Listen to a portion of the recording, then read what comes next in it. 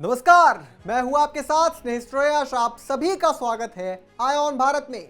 और सीएम योगी आदित्यनाथ एक बार फिर से फुल फॉर्म में दिखाई दे रहे हैं। हरियाणा के बवानी खेड़ा विधानसभा क्षेत्र से भाजपा प्रत्याशी कपूर वाल्मीकि के समर्थन में मतदान की अपील करने उत्तर प्रदेश के मुख्यमंत्री योगी आदित्यनाथ सोमवार को गांव खरक में पहुंचे। इस दौरान योगी ने कांग्रेस और सपा पर जमकर निशाना साधा। उन्होंने राम मंदिर का जिक्र किया, गुंडा राज का जिक्र किया, इसके साथ ही हरियाणा के विकास की बात कही। सबसे पहले उन्होंने राम मंदिर पर क्या कहा, जरा आप भी सुनिए। अयोध्या 500 वर्षों का इंतजार समाप्त हुआ। 22 जनवरी 2024 को प्रधानमंत्री मोदी जी के कर कमलों से भगवान श्री राम लला का फिर से अयोध्या धाम में विराजमान हो गया है।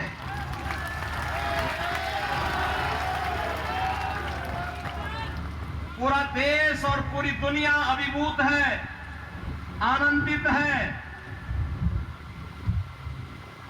रामलला का अयोध्या धाम में फिर से विराजमान होने पर, लेकिन इन बदनसीब कांग्रेसियों को इससे भी नफरत है। यही अंतर है राम की संस्कृति पर और रोम की संस्कृति पर। राम की संस्कृति में पला बड़ा हर व्यक्ति राम काज कीन्हे बिनु मोहि कहां विश्राम के संकल्प के साथ 500 वर्षों तक लड़ता रहा, अपने आप को बलिदान करता रहा। लेकिन प्रभु श्री राम की मर्यादा का पालन करते हुए आन मान और शान की रक्षा करने के लिए राम जन्मभूमि मंदिर के लिए निरंतर लड़ता रहा, कार्य करता रहा। और परिणाम हमारे सामने है। परिणाम हमारे सामने है। आज प्रभु राम फिर से विराजमान हो गए अपने पवित्र जन्मभूमि अयोध्या धाम में। बात सही भी है, क्योंकि बीजेपी के लिए राम मंदिर सिर्फ हिंदुत्व की आस्था से जुड़ा हुआ मामला नहीं है, बल्कि ये एक उपलब्धि भी है। कांग्रेस काल में कितने दंगे हुए सभी को याद है। कार सेवकों पर किसने गोलियां चलवाई सभी को याद है। राम मंदिर ना बने इसके लिए किसने अड़ंगा लगाया सभी को याद है। और यही कारण है कि हरियाणा की जनता को योगी ने कांग्रेस शासन में हुए दंगों की भी याद दिलाई। साथ ही योगी मॉडल में अराजक तत्वों पर कैसे लगाम लगी है ये भी बताया। इन बदनसीबों के कारण पूछो ना इन लोगों से क्या कर रहे थे। इनके कारण यूपी में हर तीसरे दिन दंगा होता था। आज मुझे 3.5-7 वर्ष से मैं उत्तर प्रदेश में हूं। डबल इंजन की सरकार यूपी में है। बहन और भाइयों, कोई दंगा नहीं हुआ, कोई दंगा नहीं। दंगाई या तो जेल में है या जहन्नुम की यात्रा में जा चुका है। अब यूपी में दंगा नहीं होता है। और यही पीड़ा कांग्रेसियों को है। कांग्रेसियों की पीड़ा इसी बात को लेकर के है, क्योंकि कांग्रेस ने यूपी के एक खतरनाक माफिया को, बर्बर जो दुर्दांत माफिया था, उसको भी शरण दिया था और कई महीनों तक उसको अपने संरक्षण में रखा था। उसके साथ इनकी व्यावसायिक पार्टनरशिप थी।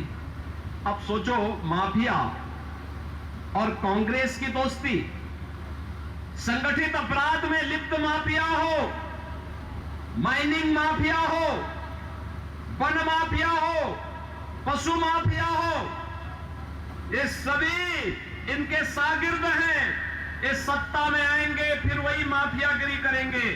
इसलिए अच्छा है कि सत्ता में ही ना आए, इनको सत्ता से ही दूर रखो।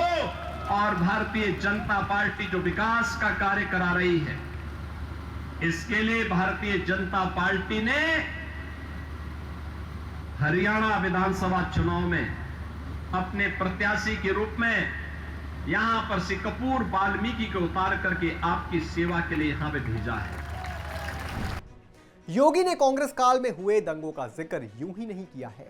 वोट बैंक को चमकाने के लिए कैसे कांग्रेस दो समुदाय को लड़वाया करती थी, ये सभी को याद है। किस तरह आज भी कांग्रेस सनातन विरोधी मानसिकता के साथ बयानबाजी करती है, सभी को पता है। और यही कारण है कि देश आज डबल इंजन की सरकार की मांग कर रहा है और ये योगी भी अच्छी तरह से जानते हैं। तभी तो मंच से योगी ने डबल इंजन का भी जिक्र करते हुए कहा कि आज डबल इंजन की सरकार का एहसास पूरा देश कर रहा है। डबल इंजन सरकार की ताकत का एहसास आज पूरा भारत कर रहा है। पूरे भारत के अंदर आज इसका एहसास हो रहा है। लेकिन 140 करोड़ भारतवासी गौरवान्वित हैं, खुश हैं, प्रसन्न हैं, लेकिन कांग्रेस को इससे भी पीड़ा है। और मैं तो इस विधानसभा क्षेत्र के वासियों को खासतौर पर भवानी खेड़ा और इस गांव खड़क को इस बात के लिए अभिनंदन करूंगा कि इन्होंने कांग्रेस का खाता खोलने ही नहीं दिया, कभी नहीं खोलने दिया। क्योंकि यहाँ के बहादुर लोग जानते हैं कि लोग जब भी कांग्रेस के लोग आएंगे देश के साथ गद्दारी करेंगे। इन्होंने अपने राजनीतिक स्वार्थ के लिए देश का विभाजन किया, देश के अंदर हिंदू मानबिंदुओं के साथ खिलवाड़ किया, तुष्टीकरण की हदों को पार किया, विकास के नाम पर केवल अपने घर को भरते रहे और भारत की संस्कृति को, भारत की परंपरा को पोषने के सिवाय भारतवासियों को इन्होंने कोई भी ऐसा क्षण उपलब्ध कराने के लिए कभी प्रयास नहीं किया जिस पर हर भारतवासी गौरव के साथ आगे बढ़ सके। योगी ने जिस परिवारवाद का जिक्र किया वो कांग्रेस की गले की हड्डी बन चुका है, जिसे ना कांग्रेस निगल पा रही है और ना ही उगल पा रही है। और यही कारण है कि बीजेपी लगातार कांग्रेस पर हमलावर रहती है। खैर, सीएम योगी तो अमूमन जिस रंग में दिखते हैं आज भी उसी रंग में दिखे, मगर देखना होगा कि हरियाणा की सियासत और हरियाणा की जनता चुनाव में कौन सा रंग दिखाती है। इस पर आप क्या सोचते हैं दोस्तों, हमें कमेंट करके जरूर बताएं। और भी तमाम बड़ी खबरों से जुड़े रहने के लिए आप देखते रहें आय ऑन भारत।